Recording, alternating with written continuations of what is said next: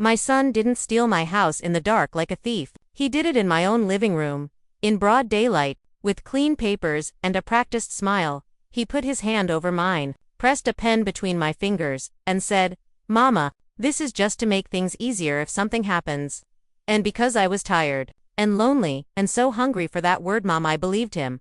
Before I tell you the rest, I want you to know, I'm talking to you like you're sitting across from me at my kitchen table. If you're listening to this somewhere in the world, tell me in the comments where you are and what time it is. It helps, knowing I'm not just a story whispering into the dark. And if this touches you, if it sounds like something that could happen to your mother or grandmother or even to you someday, stay with me. Listen to the whole thing. My name is Evelyn. I am 76 years old, and I built my life one pay stub, one grocery list, one patched roof at a time. I buried my husband in January, after 51 years of marriage. He died in the bedroom at the end of the hall, the one with the window that faces the maple tree. Sometimes, even now, on a quiet evening, I still smell his aftershave in that hallway. Sharp, clean, like he just walked past with a coffee cup in his hand, muttering about the weather.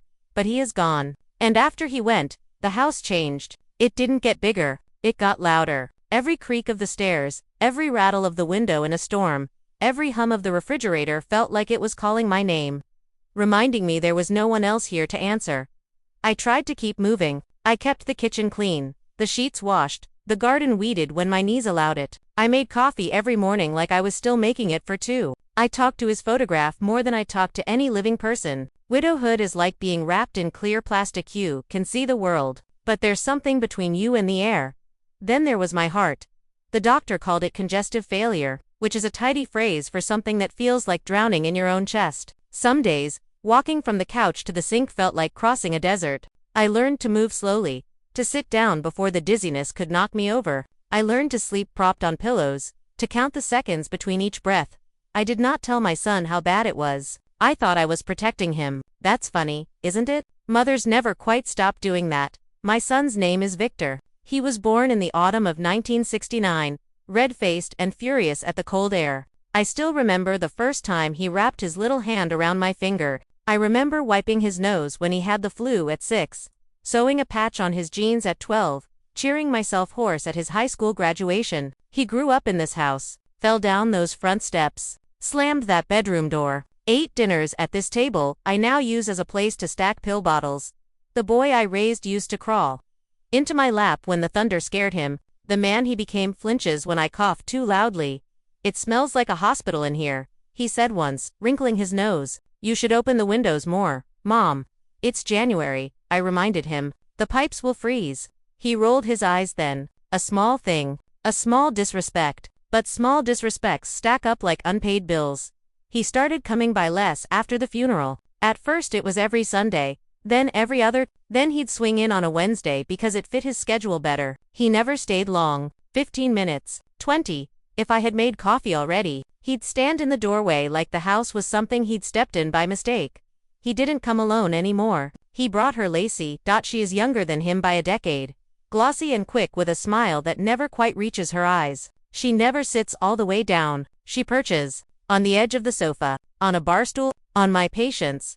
From the first time she came into my kitchen, she started rearranging things without using her hands. "You could do so much with this place," she said, eyes sweeping over the old wooden cabinets. "Open it up, get some light in. It's a great lot, but it feels dated." Dated. That's such a polite word, for we don't want you in it anymore. She'd say things like, "You don't want to leave a mess behind, Evelyn. My aunt died and left 7 junk drawers. It was a nightmare." Or, "Assisted living isn't what it used to be. They're like hotels now. Pool tables, craft rooms. You'd love it." No one loves being filed away. One afternoon, when my chest felt tight and my ankles were swollen like rising bread, Victor put a folder on the table. "Mom," he began, clearing his throat, "we need to get your affairs in order." He said it like we were organizing coupons. "You know, just in case something happens. With your heart. It's smart. Everyone's doing this now. Power of attorney, a simple transfer, some protections, so there isn't chaos later." There was that word again, chaos. They said it a lot. About my house. My papers. My life. He slid the folder toward me. There were sticky notes on the pages. Little neon flags. Sign here. And there. And here. Simone, my friend's wife, she's a notary. She already looked over it. It just lets us handle things for you if you're in the hospital. Or worse, God forbid. He looked so concerned, so intent.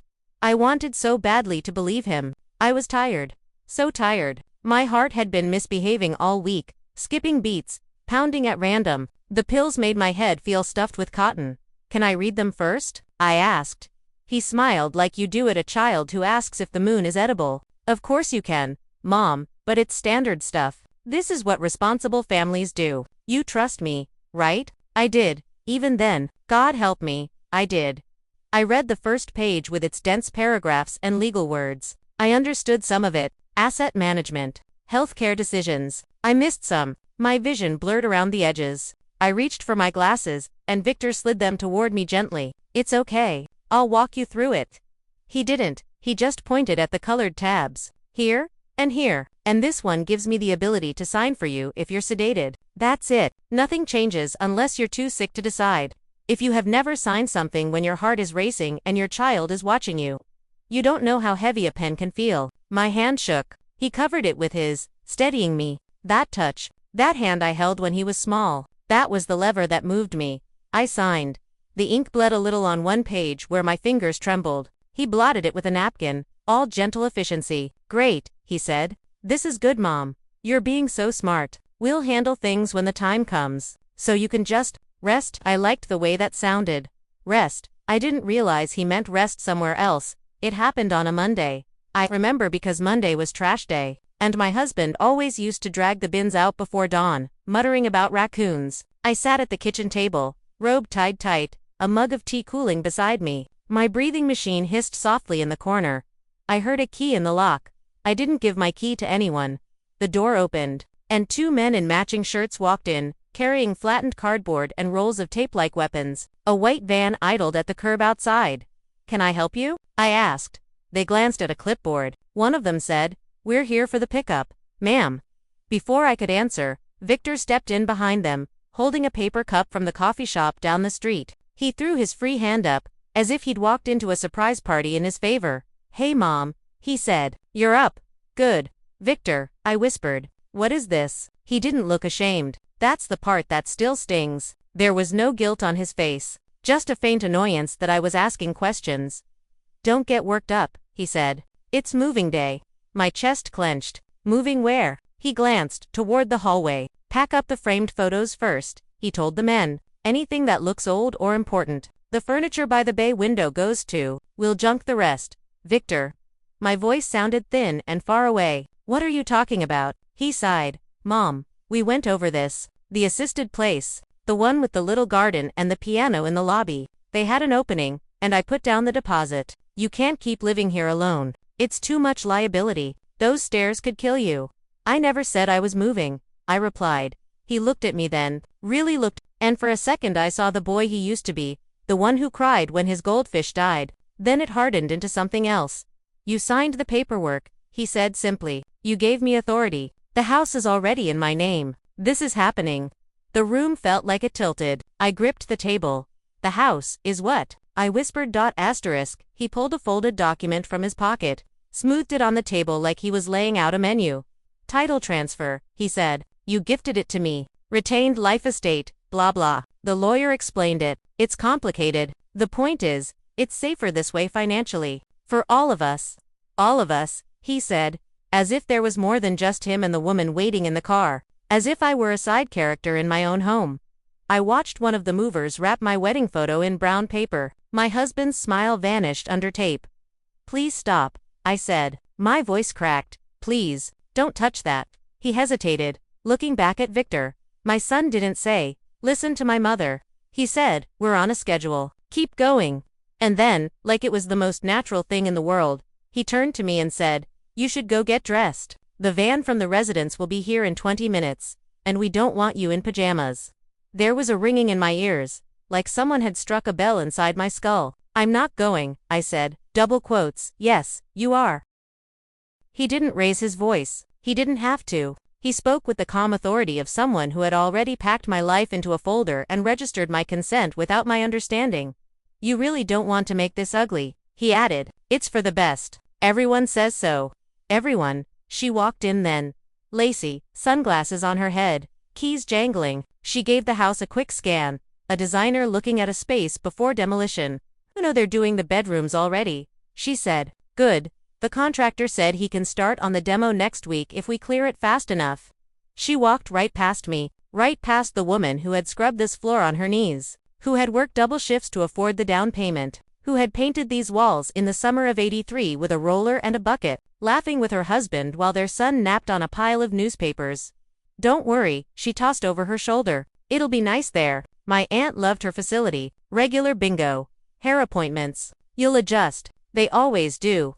They. Not you. Not Mom. Not Evelyn. Just they." I didn't remember much of the next hour. I remember the cold feel of the car seat under my hands, the smell of stale coffee and air freshener. I remember the way my lungs fought for air as we drove past the maple tree, past the porch where I'd once watched Victor ride his bike without training wheels, past the curb where my husband used to set the trash cans. I remember seeing the for sale sign already leaning against the side of the house, half hidden, waiting. Golden Pines Care residence smelled like bleach and canned soup. The receptionist had kind eyes, but the way her smile faltered when I walked in with no prior check-in did not escape me. "You're early," she said, flipping through a file. "We thought your intake was scheduled for next week." I nodded, my throat tight. Plans changed. I murmured. There were floral curtains and a TV mounted on the wall playing some game show I'd never liked. A woman in a wheelchair stared at it with profound boredom. Down the hall, someone was crying behind a door that wouldn't open all the way. I felt airless. "Can I use the restroom?" I asked. The receptionist pointed. I shuffled down the corridor, dragging my oxygen tank, and locked myself in the stall. The tile was cold under my shoes. My hands shook as I dug my phone from my purse. "There are numbers, your fingers, remember. Even when your heart is breaking." I called Maya. She was not my daughter. I never had one. But she had been one of my third graders back when my hands were steadier and my heart only raced on field trip days. Maya. Quiet. Maya who loved books. Maya who used to wait after class just to talk. She had grown up and become a social worker. Then Latora, kind of advocate for people like me. I hadn't seen her in years, but I had watched her life on a little screen. Pictures of her with clients, at rallies, holding signs about elder rights. She answered on the second ring. "Miss Evelyn." Just hearing my name in that old familiar way was enough to pry open the dam in my chest.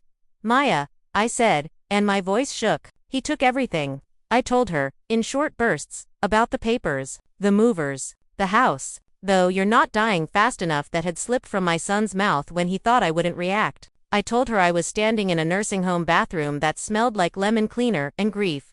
She didn't interrupt. When I finished, there was a long, controlled inhale on the other end. "Okay," she said. "Listen to me. You are not crazy. You are not overreacting. And you are not alone. Do not sign anything else. Do not give them your wallet. Stay somewhere you can sit and breathe. I'm coming to you." "You're in Chicago," I reminded her. "I'm 3 hours away," she replied. "I've driven further for strangers. I'm not leaving you there." I hung up and stared at my reflection under the harsh bathroom lights. An old woman, wrinkled, pale eyes too large in a face that had lost some of its softness. But behind the exhaustion, there she was, the girl who once moved cross-country with a baby on her hip and hope in her pocket. The woman who worked night shifts at the diner and read exam questions on her lunch breaks so she could finish her teaching certificate. "I remember you," I whispered to myself. "I remember who you are." I walked out to the lobby. "They'll be back to finish the intake," the receptionist said. "I'm going for a walk," I lied. "I need air." She opened her mouth, then closed it. "Don't go far," she warned gently. I went as far as the bus stop at the end of the block. By the time Maya pulled into the diner parking lot 3 hours later, the sun had slumped low, bleeding orange across the highway. I sat inside with a mug of tea that had been refilled 5 times and a slice of pie I had only taken 2 bites from. The oxygen tank hissed beside me, steady as a metronome.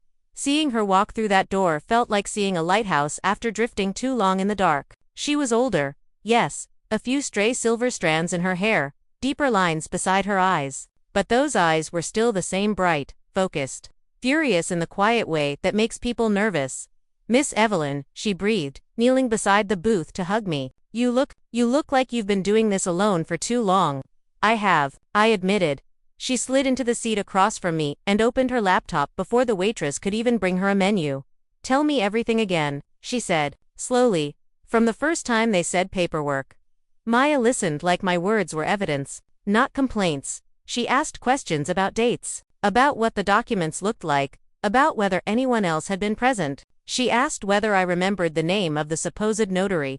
I did. It was written on the corner of the bathroom mirror for weeks afterwards, because I'd been practicing saying it to other people, telling myself it was a safety net by the time the tea went cold. She had a list, names, dates, a plan. "I know someone," she said. "Her name is Elise. She does nothing but elder fraud and housing cases. If you're willing, we can stay with her tonight, go to her office in the morning, but you don't have to decide that now. First, we're going to get you somewhere safe to sleep." I looked around at the plastic menus and neon sign. "This isn't safe. This is temporary," she replied. "You deserve more than temporary." She took me home with her. Home, for her, was a small apartment with mismatched chairs and a bookshelf bowing under the weight of too many stories. She made up the couch with clean sheets and fussed over my pill schedule like a mother hen. I fell asleep that night to the sound of her typing in the next room, keys clicking like distant rain in the morning. Elise met us at a wooden table covered in papers. She was a woman in her 60s, with hair the color of snowmelt and glasses that slid down her nose when she leaned in. "I'm so sorry, Ms." She paused. "Just Evelyn," I said. "Evelyn," she repeated, with the kind of respect some people reserve for judges. "I'm so sorry this happened, but I want you to know, this is exactly the kind of thing the law pretends doesn't happen, and it is exactly the kind of thing we can fight." She spread documents in front of me, copies of the county's property records, the quitclaim deed that now put my son's name where mine used to be, the power of attorney that had been filed 2 days later, backdated, sloppily, the ink tones mismatched when she laid them under a small lamp. "This signature," she said, tapping it lightly, "is traced. It's yours, but not yours. And even if all of this had been done properly, which it wasn't, the law still expects that elders understand what they're signing. You were medicated. You were recently bereaved. You were dependent on the very person asking you for control." "I don't want to put my son in jail," I croaked. She met my eyes, steady. "We are not starting with jail. We are starting with a simple question: who owns that house? And we are going to let the evidence answer." The next weeks blurred. Statements signed, affidavits drafted, medical records requested. The cardiologist wrote that my medications could cause confusion, dizziness, cognitive fog. The pharmacist provided receipts showing I'd filled a double dose the day before those papers appeared on my table. Maya found more. Because she is relentless when she is angry on someone's behalf, she uncovered a pre-listing memorandum from a real estate agent addressed to my son, dated before I ever saw the folder. She pulled screenshots from Lacey's social media mood board of our Reno project, posted days before they surprised me with the nursing home brochure. "Elise," Maya said once, sliding a printed screenshot across the table. She tagged it "Bye Bye Old Lady Carpet. Hello Open Concept." Elise looked at it for a long moment, then tucked it neatly into a growing stack of exhibits. "We filed a petition in court to void the deed, freeze any transfer of the property, and challenge the power of attorney." Elise called it a quiet title action. There was nothing quiet about how it felt in my chest. Victor called once. I didn't answer. He texted, "Stop this, Mom. You're confused. You know you can't handle that house." I looked around at Maya's kitchen, at the plant on her windowsill, at the stack of plates waiting to be washed. Someone had handled all of this, every day, for years, me. But apparently that only mattered until there was value to skim. I set the phone face down and went back to stirring soup. The day of the hearing, my knees almost didn't let me out of the car. Elise stood on one side of me, Maya on the other. The courthouse steps loomed like a mountain. "Take your time," Maya murmured. "We're early. The judge can wait." I laughed softly at that. Judges don't wait. But this one, maybe she would. Judge Ramirez was small, with iron gray hair and a face like someone who had seen 1,000 lies and still hoped for one truth before lunch. She looked down at us from the bench with sharp eyes, took in my oxygen tank, my trembling hands, my son's crisp shirt, Lacey's polished nails. On the table in front of Victor sat a neat binder, a legal pad, and a pen he kept clicking. His lawyer spoke first. They always do. He painted a picture of a loving, concerned son, of a house with safety hazards, of a sick, fragile woman who needed professional care her son could not physically provide. He used words like proactive and protective. He suggested that my resistance was understandable but misguided. While he talked, Victor looked at the floor. When it was our turn, Elise did not raise her voice. She laid out the facts like she was unpacking groceries. 1, 2, 3. She walked through the timeline, the change in my medications, the date of my husband's death, the sudden appearance of legal documents drafted by a lawyer I had never met, the arrival of movers before paperwork at the nursing home was even completed, the preemptive loan inquiries my son had made, using my house as collateral. She played a voicemail, retrieved by Maya. Of Victor talking to a contractor. We'll start with the kitchen. Yeah, she'll be out by then. It's a formality. Old people sign anything if you make it sound like safety. Yeah, liability. You know the drill. Hearing him say old people like that, like I was a category and not a person, sliced through me worse than any scalpel. Then they called me to the stand. I thought my voice would crack. It didn't. It came out soft, but clear, like a bell rung at dawn. I told the judge about the folder with the sticky notes, about my son's hand over mine, about my husband, who had hammered every nail in that house, about the way the movers walked in like I had already died. I told her about the sentence Victor had thrown at me like trash. You're not dying fast enough. The courtroom went very still. Victor shifted, finally looking up at me, his face tight. I never said that, he snapped. Maya pressed a button on her laptop. His words filled the room, crackly but unmistakable. The day he thought no one but Lacey was listening. You're not dying fast enough. 3 seconds of audio that changed the temperature of the air. Silence settled again, heavier this time. His lawyer put a hand on his arm, whispering something that sounded like stop talking. Judge Ramirez folded her hands. I have heard enough, she said quietly. She took a break to review the documents. 10 minutes of paper shuffling that felt like 10 years. My heart kept time with the clock on the wall. When she came back, she did not look at the lawyers. She looked at me. Double quotes, Mrs. Langston, she said. I am so sorry this was done to you. Then she turned to my son. Mr. Langston, this court finds that you abused a position of trust to obtain control over your mother's property while she was under medical duress. The DI transfer is hereby void. Legal title returns to your mother, effective immediately. The power of attorney is revoked. Furthermore, I am referring this matter to the district attorney for review under our state's elder exploitation statute. She paused. You will vacate the property within 14 days, she added. If you do not, officers will remove you. Your mother is generous to have brought this to us civilly. The criminal system may not be so kind. Her gavel came down with a sound that felt like a nail being driven into a coffin. Victor's mouth opened and closed. He looked like a man who had been walking on ice, convinced it would hold. Suddenly, hearing the crack, Lacey stood abruptly, gathering her purse, her face pale. She did not put her hand on his shoulder. She did not look at me. I never wanted it to come to this, Victor muttered. You started it, I thought. Aloud, I said nothing. Outside, the air felt thinner. Daylight seemed too bright. My lungs fought to catch up with what had just happened. You did it, Maya whispered, hugging me carefully. I signed papers. I corrected. You did it. Elise smiled. We did it together. But what happens now that's yours?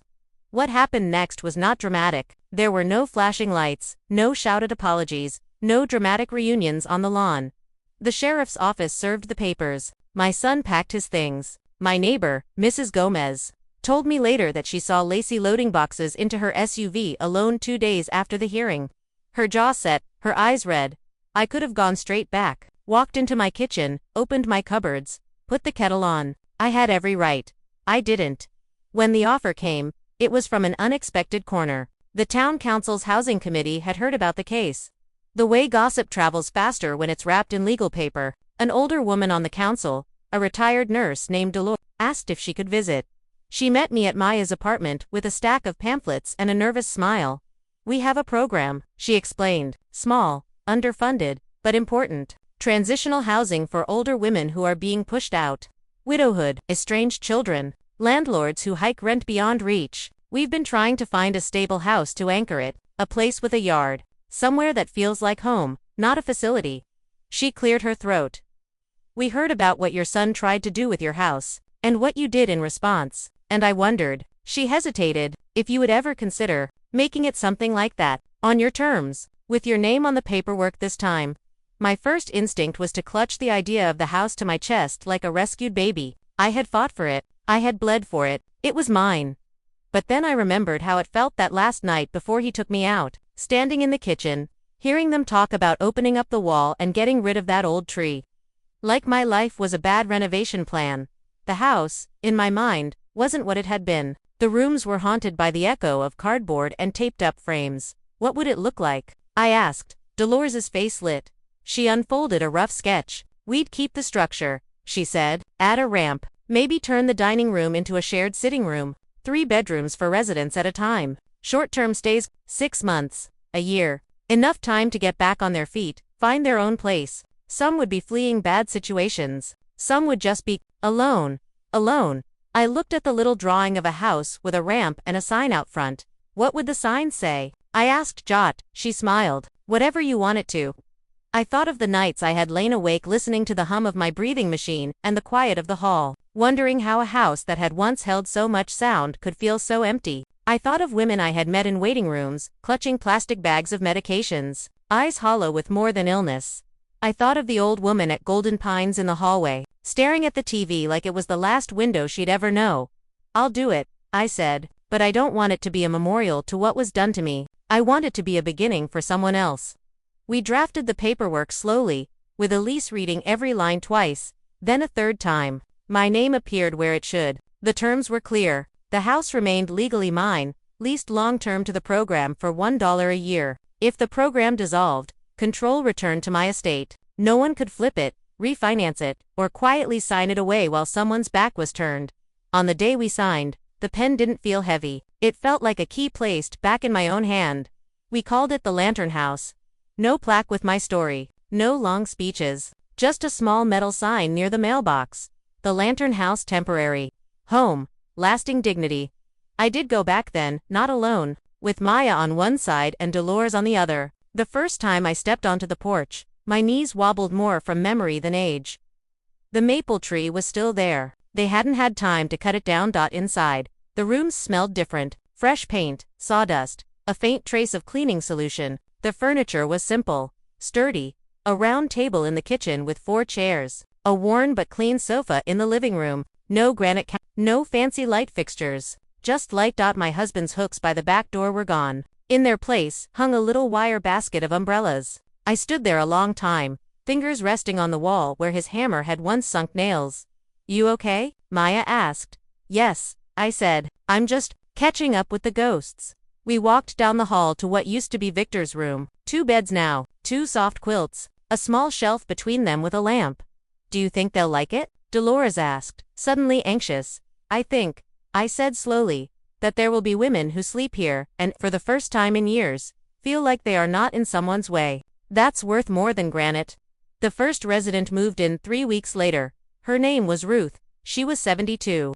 With swollen hands and a quick laugh buried under worry. Her landlord had tripled her rent. Her son lived 3 states away and never picked up the phone. She arrived with 2 suitcases and a plant she'd managed not to kill.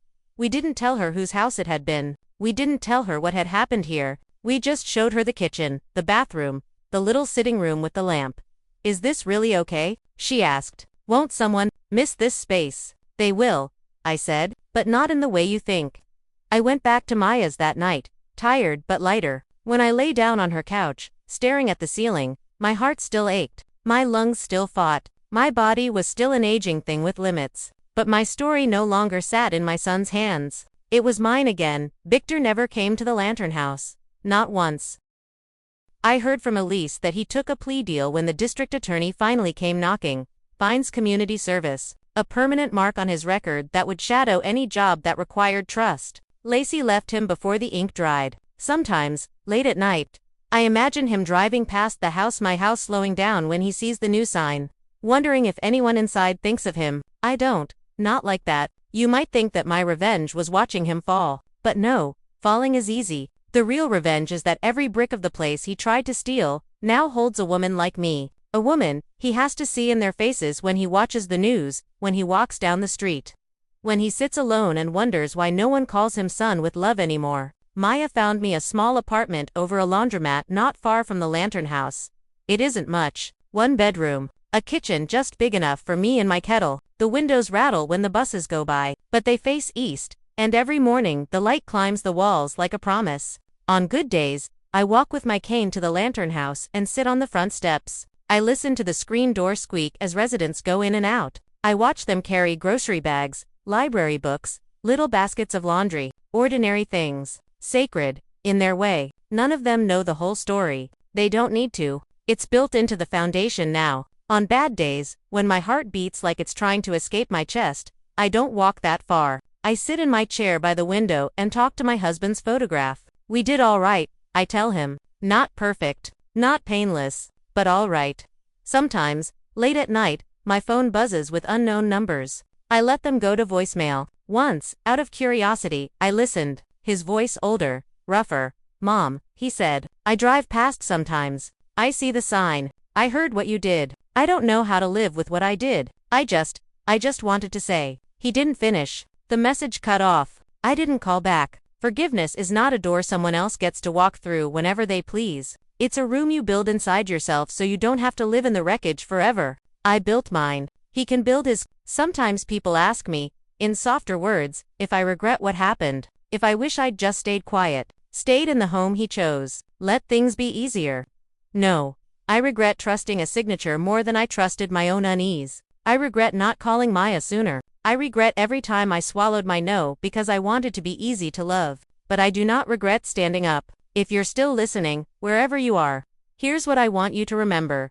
The most dangerous lie they tell us as we get older is that making noise is undignified. That asking questions is ungrateful. That wanting to stay in the life we built is selfish. It isn't. You are allowed to say, this is mine. You are allowed to ask, what does this mean? You are allowed to refuse to sign something you don't understand. Even if the hand holding the pen belongs to someone you once rocked to sleep. I used to think my story ended the day my husband died. That everything after was just a long, slow fade to black. But then my son tried to write my ending for me, and I realized I was still holding the pen. If anyone ever tells my story after I'm gone, I hope they don't just say, she was betrayed by her son. I hope they say, she was betrayed. Yes, but she did not vanish. She did not go quietly into the corner she was given. She turned her hurt into shelter. She turned her house into a lantern. And maybe, somewhere, a woman sitting in a little room, listening to this with tired eyes and a tired heart, will think, just maybe, I could do something, too. If that's you, I can't see you. I don't know your name, but I am here. I am breathing. I am older and softer and slower, but I am still here. And sometimes, in the quiet, that simple fact is the most haunting, holy thing of all.